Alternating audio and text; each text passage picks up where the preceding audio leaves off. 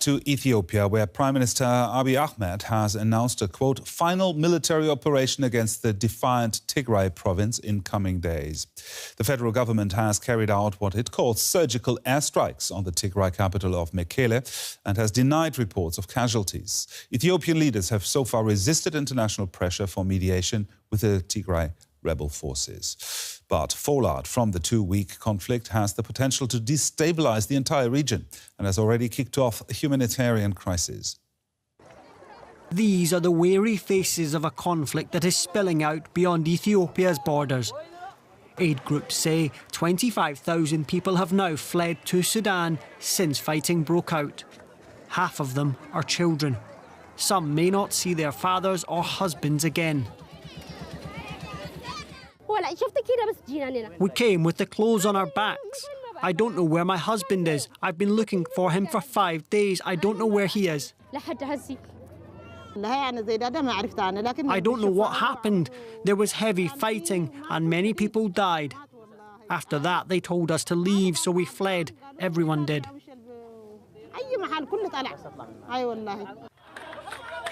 Ethiopia's government says its fight is with rebel groups in the rebellious Tigray region. These state TV pictures claim to show its forces liberating towns, but hundreds are reported to have been killed. Officials in the capital have resisted calls for external mediation. We don't need any mediation until we bring the leaders to court, because any mediation would incentivize impunity and unruliness. Tigray TV appear to show captured Eritrean troops with whom rebel forces have also been fighting. Ethiopia says some of its soldiers have also been taken prisoner.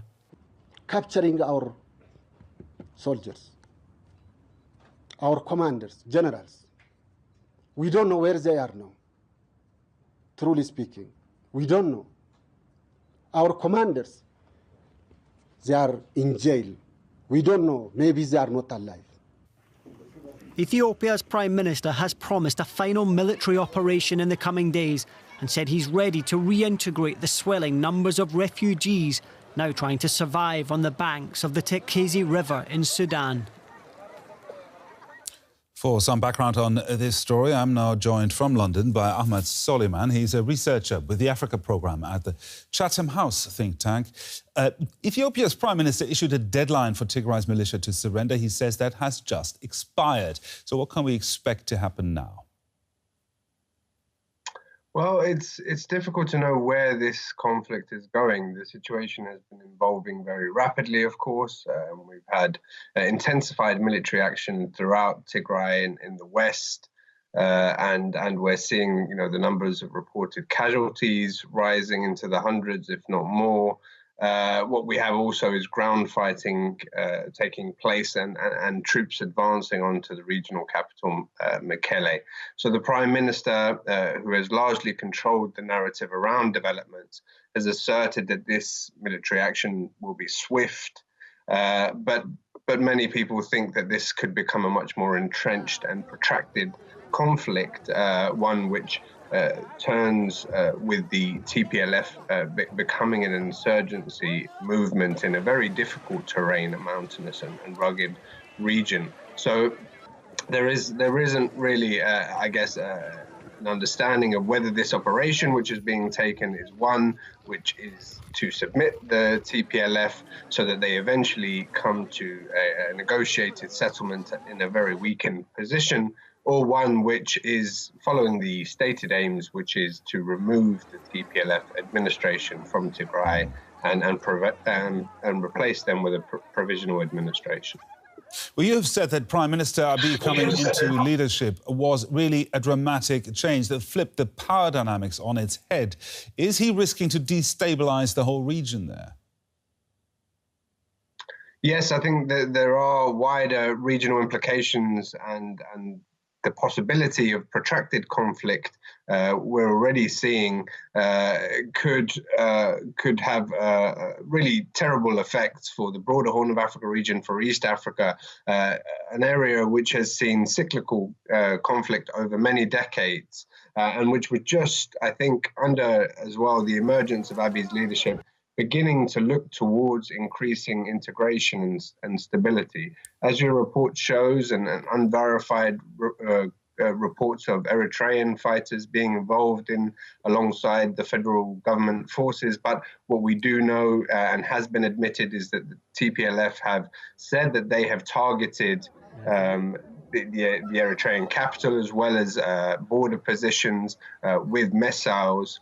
We also know that Sudan, as another neighboring country, has its own very delicate transition with a civilian military administration, and the influx of tens of thousands reported by the UNHCR, up to 25,000 as your report put it, increasing every day, potentially into hundreds of thousands of civilians fleeing the conflict in Sudan, could have an impact on a region which has its own intercommunal tensions and which has been experiencing its own troubles, which could have a broader impact on the Sudanese transition. A brief answer, please. Do you see any solution to this? Any prospects for international mediation, perhaps? And who could do that? I think the timing is right, needs to be right for mediation at the moment. The federal government has said that it is not open to that. If the conflict becomes worse, if it becomes more protracted and losses are felt on both sides, there could be an opening and traction for negotiated settlement and bringing a truce to this conflict. I think the international community needs to continue its strong messaging to de-escalate, to bring truce and to allow humanitarian access. And they also need to prepare who the mediating team would be, whether that would be mandated through the United Nations with African statesmen in charge, such as the AU chair, Cyril Ramaphosa, and the IGAD chair, Prime Minister Abdullah Hamdok.